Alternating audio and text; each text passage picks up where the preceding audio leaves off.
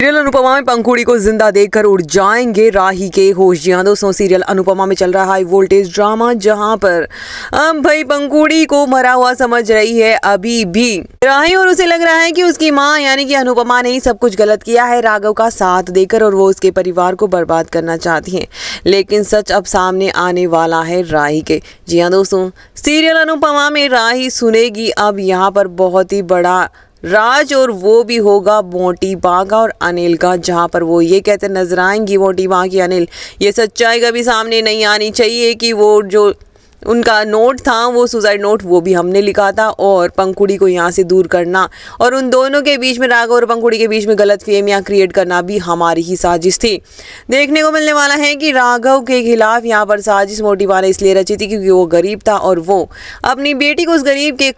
साथ नहीं देखना चाहती थी और उस शादी के भी खिलाफ थे। देखने को मिलने वाला, इसीलिए उन्होंने शादी तोड़वाई और पंखुड़ी को यहाँ से दूर करके राघव के खिलाफ उसके कान भरे और पंखुड़ी के भी कान राघव के खिलाफ भरे, और राघव को ये बता दिया, फंसा कर ये जताया कि पंखुड़ी खराब है। तो देखने को मिलने वाला है कि राही के सामने सच आएगा राघव और पंखुड़ी के रिश्ते का। इन दोनों के बीच में जो दरार पैदा की गई वो मोटी बाँ की थी। वहीं पर देखने को मिलने वाला है कि पंखुड़ी वापस लौट कर आती है। जी हाँ दोस्तों, पंखुड़ी लौट कर आ चुकी है कोठारी मेंशन में, और यहाँ पर जो है अब यहाँ पर राही के सामने ये सजा जाता है कि मोटी बाँ ने ही पंखुड़ी के खिलाफ और राघव के खिलाफ साजिश रची थी, क्योंकि वो गरीबी में उसे अपनी बेटी को नहीं देखना चाहते थे, और राघव इतना ज़्यादा ईमानदार था कि वो अपने ससुराल से कुछ लेना नहीं चाहता था। देखने को मिलने वाला है कि यहाँ पर जो है पंखुड़ी को ये यहाँ पर मोटी बाँ कहती कि अच्छा हो इस इंसान से तुम्हारा पीछा छूट गया, और यहाँ पर पंखुड़ी को भी पता नहीं है कि राघव जिंदा है। देखने को मिलने वाला है कि उसे भी कान भरे गए हैं ये कहकर कि राघव तो अपनी नई दुनिया बसा चुका है, और एक झूठी फोटो मोटी बाँ ने पंखुड़ी को भी दिखाई थी कि वो किसी और औरत के जाल में है, जिसी के बाद यहाँ पर पूरी चाल पलट गई और राघव और पंखुड़ी के बीच में गलतफहमियां क्रिएट की गई। और यहाँ पर राही अब पंखुड़ी को सामने देखकर सारी गलतफहमियां दूर करते नजर आएगी, जब उसे पता चलेगा कि पंखुड़ी भी सच में राघव को बुरा इसलिए मान रही कि उन्हें लगता है कि उसने दूसरी शादी कर ली या फिर वो उसकी प्रॉपर्टी के पीछे था।